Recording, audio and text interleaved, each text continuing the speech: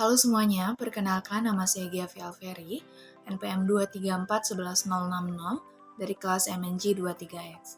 Di sini saya akan menjelaskan materi tentang pendapatan nasional. Pendapatan nasional adalah suatu bentuk tolak ukur yang dipakai untuk memperhitungkan suatu perekonomian negara untuk memperoleh gambaran tentang perekonomian yang sudah dicapai dan nilai pengeluaran yang diproduksi.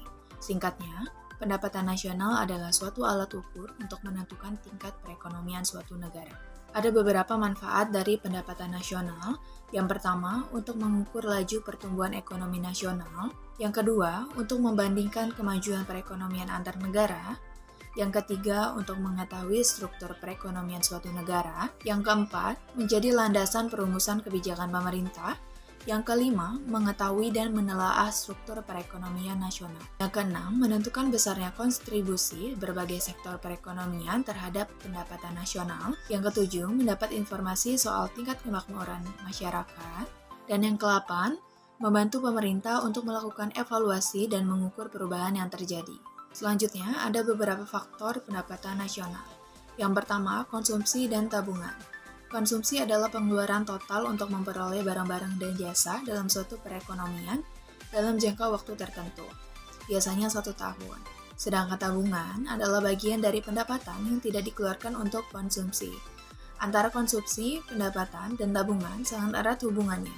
Hal ini dapat kita lihat dari pendapatan Keynes yang dikenal dengan psychological consumption, yang membahas tingkah laku masyarakat dalam konsumsi jika dihubungkan dengan pendapatan. Ada investasi.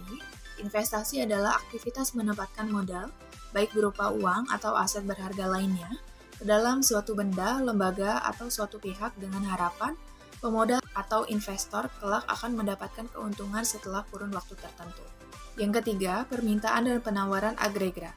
Permintaan agregat menunjukkan hubungan antara keseluruhan permintaan terhadap barang-barang dan jasa sesuai dengan tingkat harga. Ada beberapa konsep pendapatan nasional. Yang pertama, pendapatan nasional neto atau NNI. Yang kedua, pendapatan perseorangan atau PI. Yang ketiga, pendapatan siap dibelanjakan atau DI.